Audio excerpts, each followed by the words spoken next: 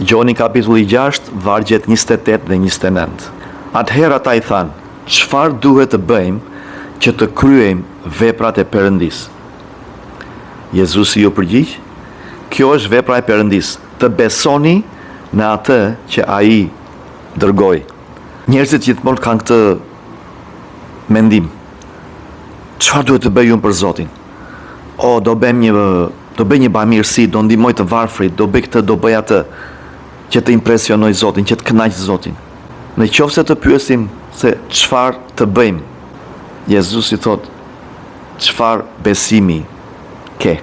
Jo çfarë veprash të bëjmë, po çfarë besimi ke brenda teje.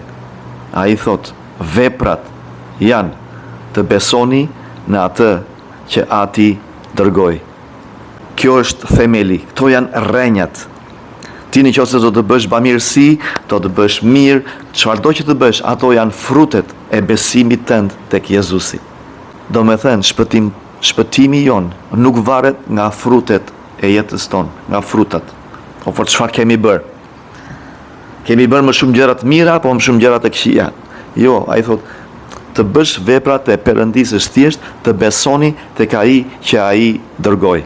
Thjesht besoni.